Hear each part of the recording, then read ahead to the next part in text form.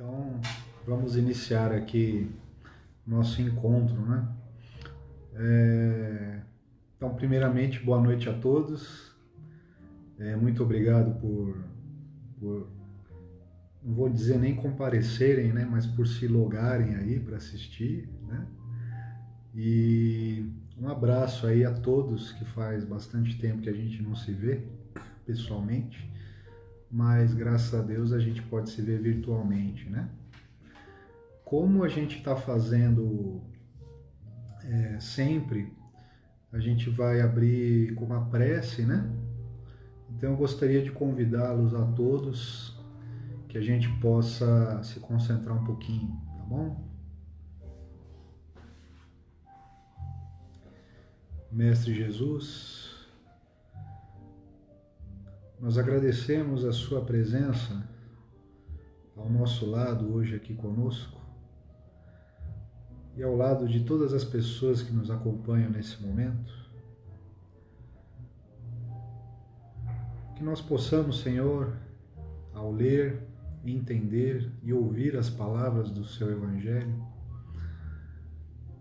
nos tornar pessoas melhores, com melhores pensamentos, melhores palavras e um melhor comportamento, na direção de nos tornarmos verdadeiros cristãos. Que assim seja, graças a Deus.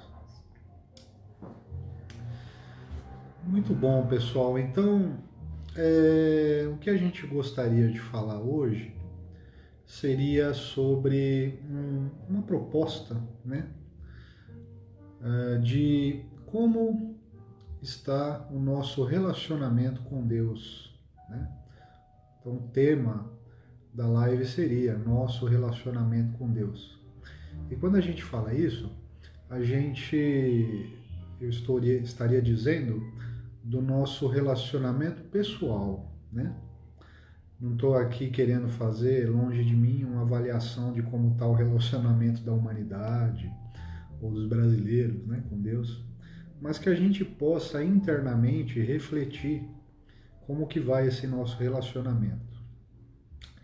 E para isso, a gente pode, por exemplo, ir um pouquinho mais anteriormente na história e ver como é que foi o relacionamento dos seres humanos com Deus durante o nosso período aqui na história do planeta Terra, né? Então, se a gente for buscar lá no longínquo passado, a gente vai ver que os primeiros seres humanos, eles tinham um relacionamento, aí não diria mais com Deus, mas com a divindade, né? Porque a noção de Deus único ainda não era existente naquela época, mas existia um relacionamento quase que direto ali com a divindade, né?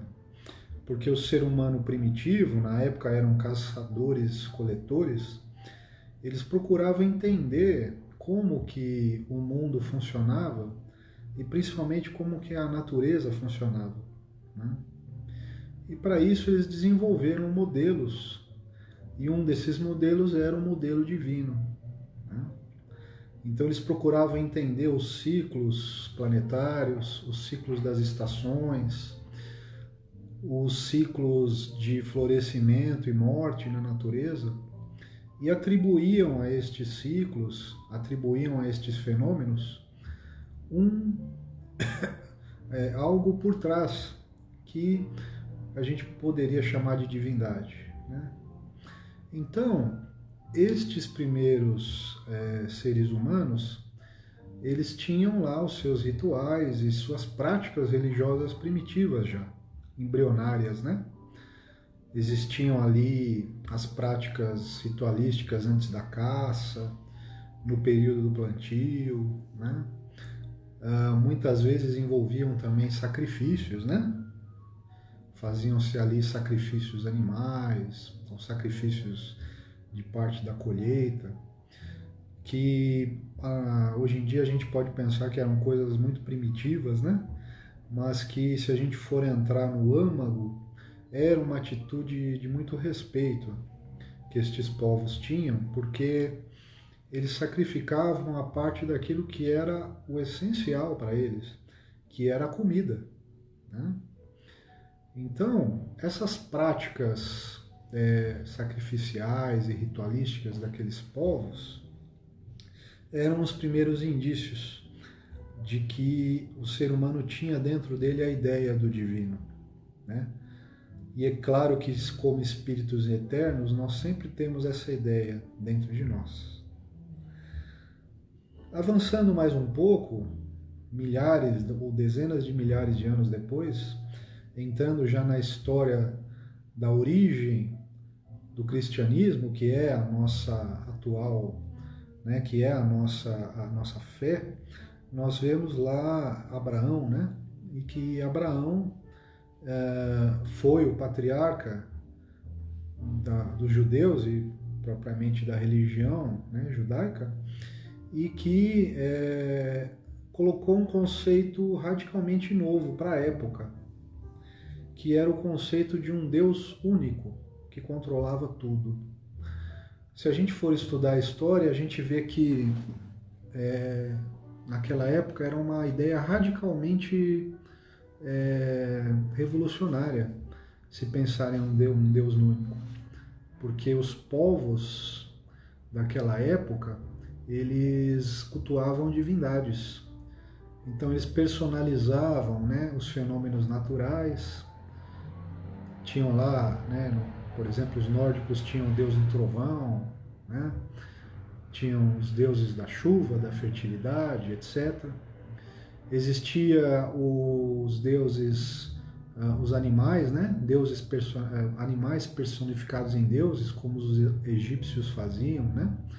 Então, o deus em forma de lobo, o deus em forma de águia, de hipopótamo. E Abraão introduziu uma ideia radical, que é o Deus único. Só que ele ainda mantinha algumas práticas daquelas antigas cerimônias religiosas que existiam. Por exemplo, a prática do sacrifício.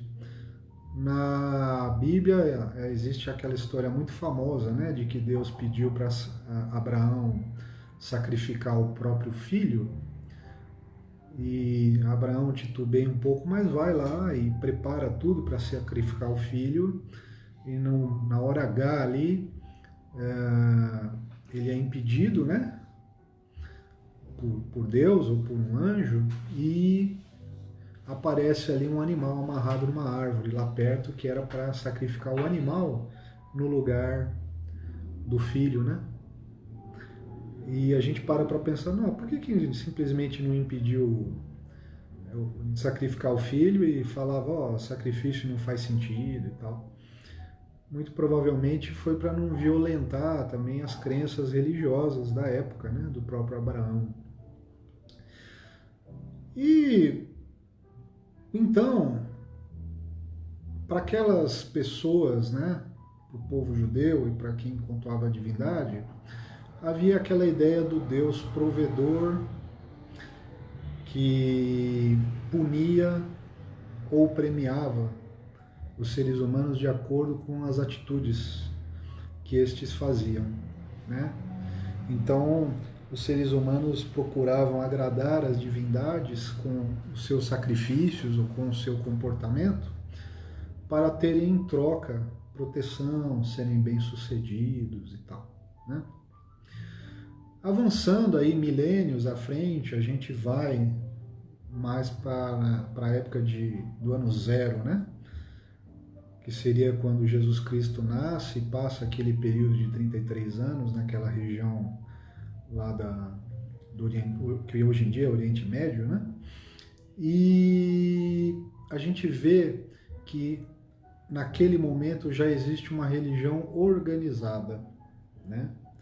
Então existem lá seus sacerdotes, existe uma divisão hierárquica de tarefas, e ao redor dessa religião organizada foram criados uma série de ritos, de obrigações e de práticas religiosas, as quais as pessoas eram obrigadas a seguir, né? Só que ainda se mantinha o sacrifício, né, ainda existia a prática de se fazer o sacrifício de animais, né? Uma das práticas uma das passagens conhecidas da época foi a passagem dos vendilhões do templo, né? Em que Jesus expulsa pessoas que compravam e vendiam em frente ao templo. Quem eram essas pessoas, né? O judeu, quando ele chegava ao templo, ele, por mandamento religioso, ele era obrigado a fazer um sacrifício lá, né? E existia ali a contribuição monetária, né? Moedas de ouro, etc., de prata, né? Tem a passagem também da viúva que coloca 2 moedinhas, mas existiam sacrifícios animais também. E esses mais tradicionalistas que vinham de longe, eles não iam trazer um animal de longe para ser sacrificado. Então o que eles faziam? Eles chegavam no templo, compravam um animal e davam lá para o templo para ser sacrificado, né? E essa era a prática religiosa da época. Era uma prática ritualística, cheia de regras e mandamentos, inclusive na área civil, ou seja, era preconizado ali o que você tinha que fazer dentro de casa, né? Tinham lá mais de 300 regras, regras de como lavar a mão, de como se comportar, coisas que você podia falar, coisas que não podia falar, períodos de tempo que tinha que ficar separado a mulher, quando ficava menstruada, por exemplo. Então existia uma infinidade de regras a serem cumpridas. E essa era a prática religiosa. E daí Jesus traz também outra ideia radical para a época, que ele fala que a verdadeira religião é o amor ao próximo, é a benevolência, a caridade, né? Não essas práticas exteriores. Poucas vezes no Evangelho a gente vê um Jesus muito severo, né? E por vezes até agindo com uma certa firmeza, que a gente poderia até desavisadamente falar que foi violência, né? No caso ali da expulsão dos vendilhões do templo. Mas no caso dos fariseus, que eram os religiosos que mandavam ali na época e submetiam ao povo, né, os seus caprichos, Jesus foi muito severo. Chamou eles de raça de víboras, chamou eles de hipócritas, né? Disseram que eram como túmulos, né? Cheios de podridão por dentro e bonitos por fora, porque eles tinham práticas só exteriores. E Cristo combateu isso de maneira muito firme. Ele era extremamente delicado e bondoso com o povo, mas com os hipócritas, aqueles que utilizavam da divindade para ganho próprio pessoal, ele foi muito severo. E avançando aí mais um pouquinho com o tempo, a gente chega ali ao século XIX, né? 18, 19, com o advento ali do iluminismo, em que a ciência começa a avançar muito e que a racionalidade científica toma conta. Então, como a gente estava falando, né? Existiu então Jesus Cristo, que ele preconiza coisas diferentes, né? Daquilo que era até então pregado na época, né? Então, no século XVIII, XIX, a gente vai para o que a gente chama de racionalismo científico, né? Ou seja, as pessoas começam a colocar o ser humano no meio, né? Então, começa a se contestar muito essas práticas religiosas abusivas, né, que as pessoas faziam para obter poder, né?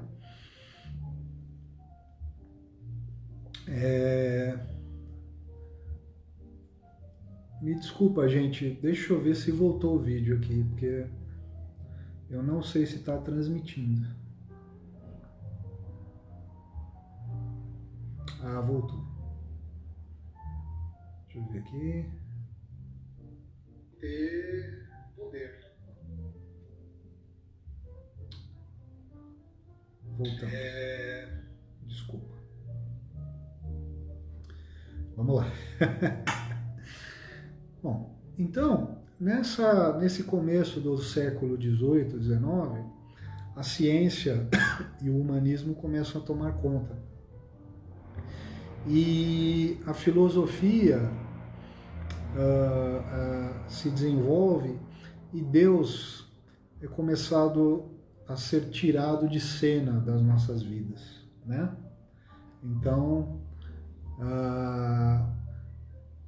pela brutalidade e pelo domínio em que as pessoas foram colocadas durante muito tempo pela própria igreja, o humanismo e a filosofia tentam tirar o homem de cena, Deus de cena, em conjunto com a ciência, né?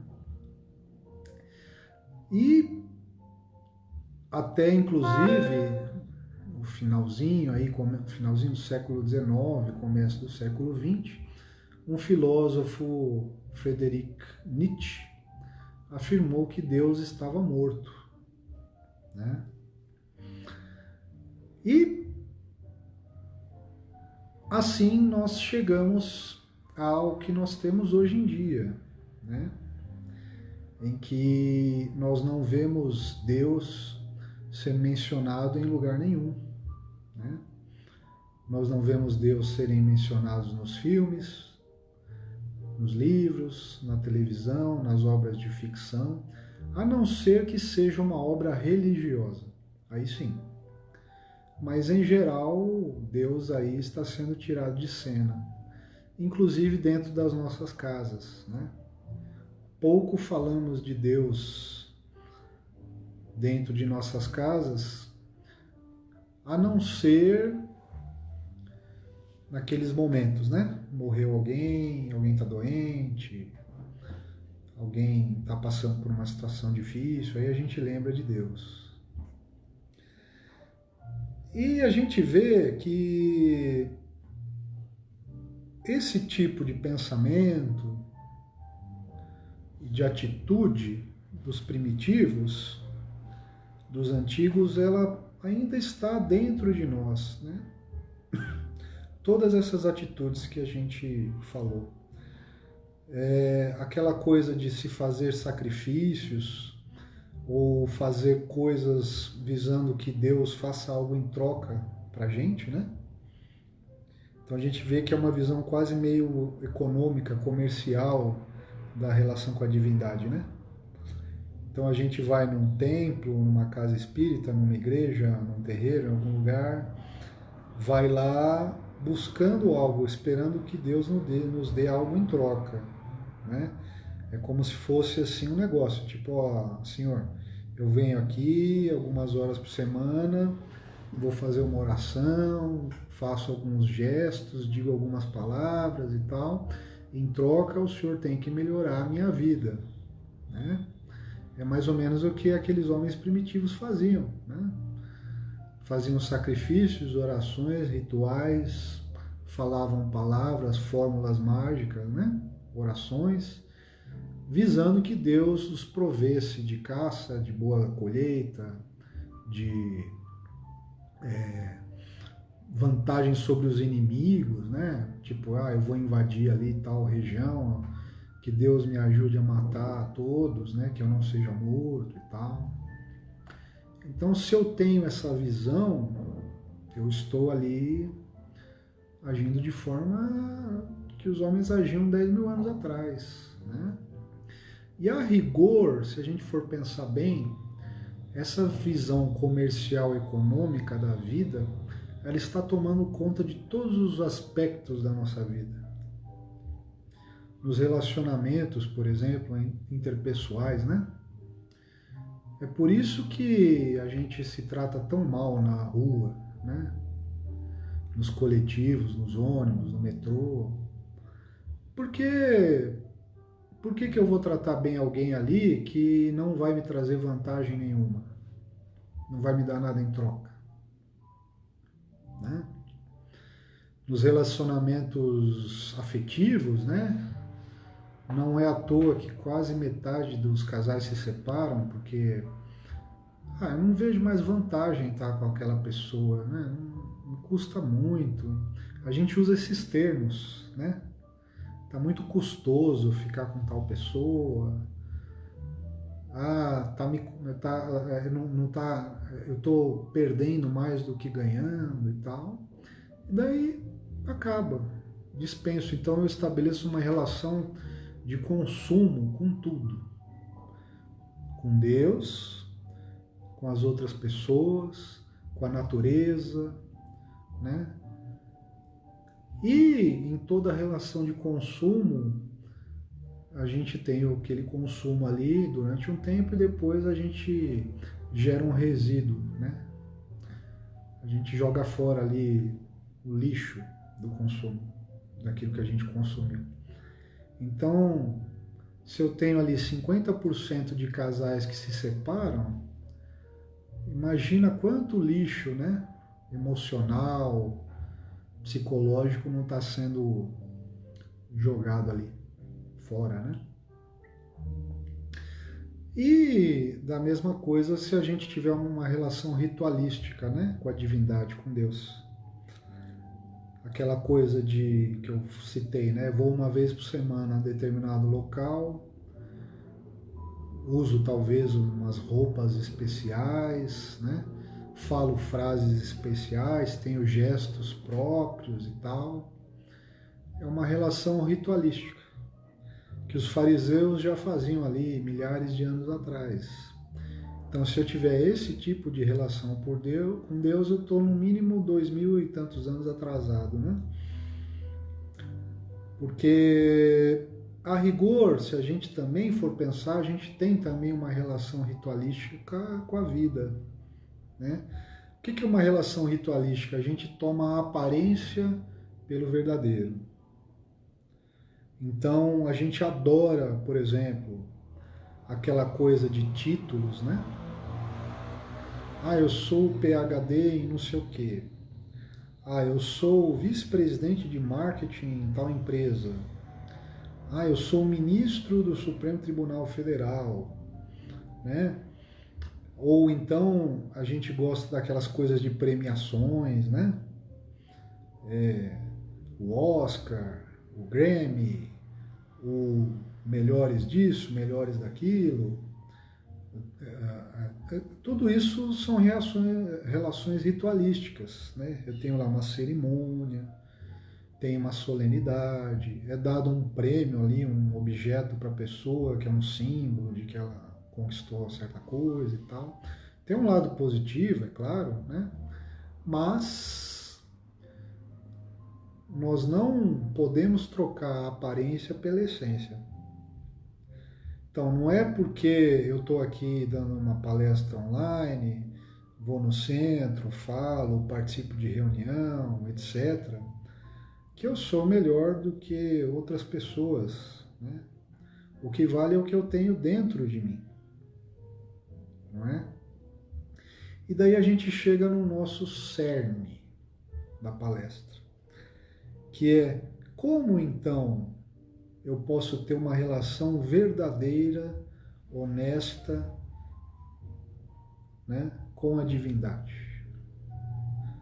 Se não é do modo ritualístico, né, participando de uma religião organizada, eu posso participar, mas não é isso que vai fazer diferença, né? Porque muitas vezes eu posso participar de uma religião apenas externamente, por fora ali, sem sentir nada, só para ter alguma vantagem pessoal momentânea. Então, a gente vê que a verdadeira maneira de se louvar a Deus é pelo nosso comportamento. É o que a gente faz, né? Então, as nossas atitudes são o que manda. Não é nem o que a gente pensa, porque eu posso ter pensamentos e ideias maravilhosas. Posso até escrever um livro, né? Imagina, por exemplo, se Jesus Cristo tivesse chegado para Pedro e falado assim: olha, Pedro, na beira do lago ali, né? Pedro estava ali pescando, Jesus Cristo chega com um livro lá e fala assim: Pedro, ó, tá aqui, ó, esse aqui é meu evangelho, tá aqui todos os meus ensinamentos, tal, você sai por aí pregando, tá? O que Pedro ia fazer? Ia pegar aquele livro lá e jogar na cabeça de Jesus, né? Falar: ó, sai daqui. Então o que Jesus fez? Ele exemplificou as leis divinas, né? Ele fez. Ele não ficou só falando, né? Então, quando nós procurarmos termos um comportamento condizente com os ensinamentos divinos, aí sim nós vamos estar louvando a Deus. Imagina, por exemplo, se você é Jesus Cristo. Vamos fazer aqui um cenário. Aí vai uma pessoa ali e faz um sacrifício, né? Imagina que chegasse alguém aqui em casa, né, para nós aqui, e falar: olha, tá aqui, ó, eu fiz isso aqui, ó, tá aqui para você, né? Uma situação até meio constrangedora, né? Não é? Então, assim, a própria lógica nos mostra que não é por aí, né? Ou trazer dinheiro, né? Imagina alguém trazendo dinheiro para Jesus. Olha, Jesus, está aqui um saco de ouro para o Senhor, tal, né? Ou então alguém que ficasse 24 horas por dia falando ali para Jesus: ai, Jesus, o Senhor é maravilhoso, glória ao Senhor, o Senhor é o verdadeiro Filho de Deus. O que será que Jesus prefere? Será que ele prefere isso? Ou ele prefere alguém que se comporta da maneira que que ele veio aqui na Terra para ensinar, né? Então, uma pessoa que trata bem os outros, se comporta da maneira correta, né? Não passa ninguém para trás, procura não prejudicar ninguém, não faz nenhuma maledicência, né? Se a gente pegar lá no Evangelho, tá lá o homem de bem, né? Todo lá o comportamento. Então, eu acredito que seja dessa maneira, porque se não fosse assim, Deus e o próprio Cristo estariam discriminando as pessoas, né?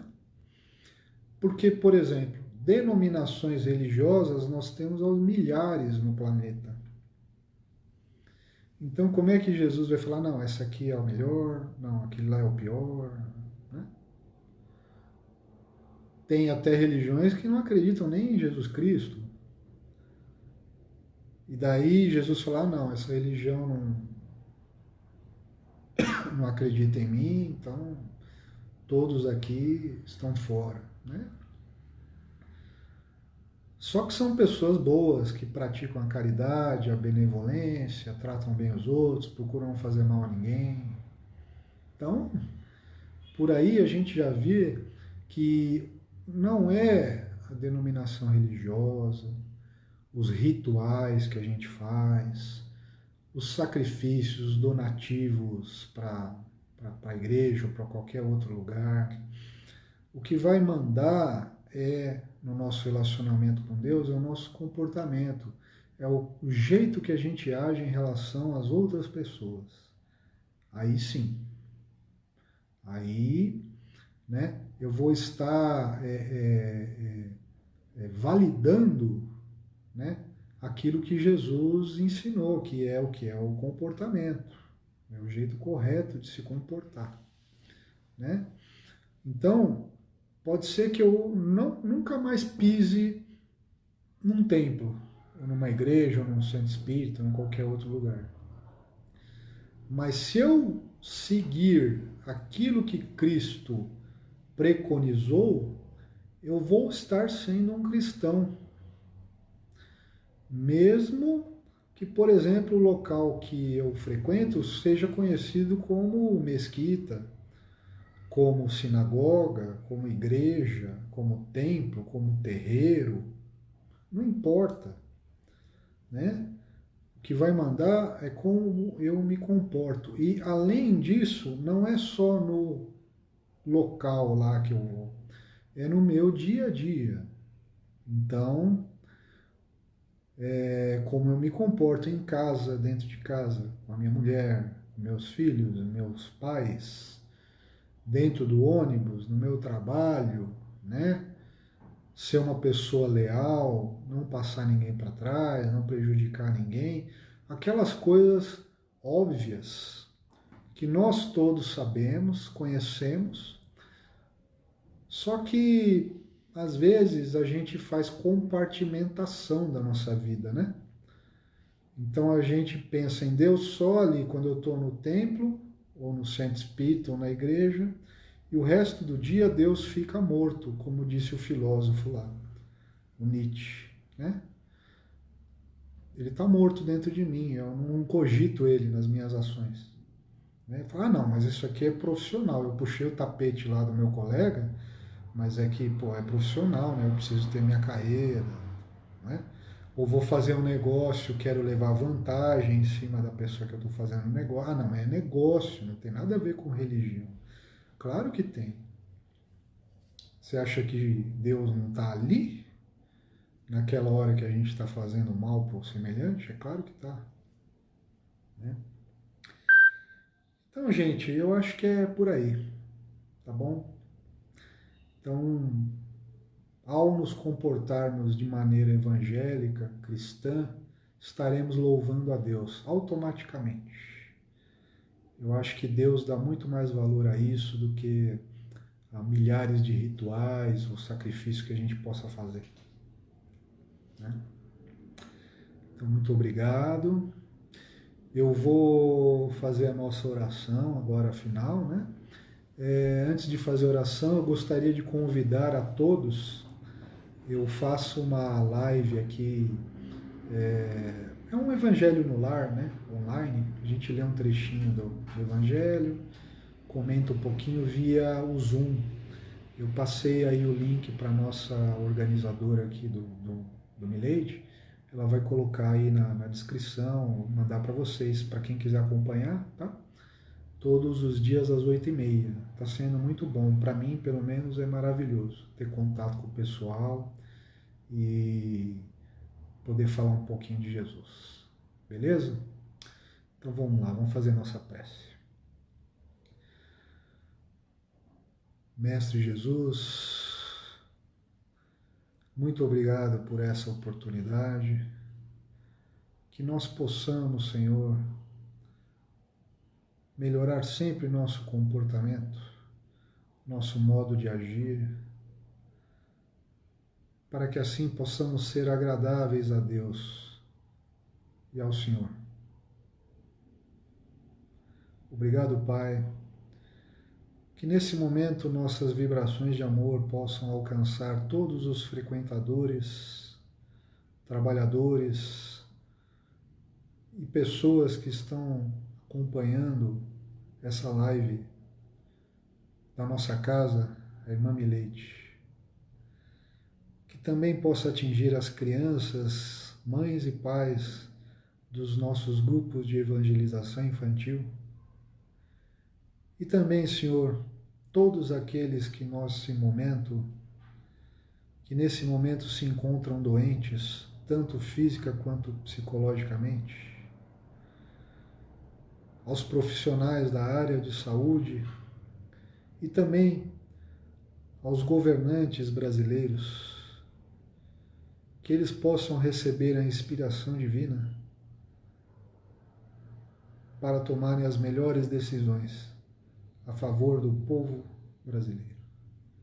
Que assim seja, graças a Deus. Muito obrigado, um abraço.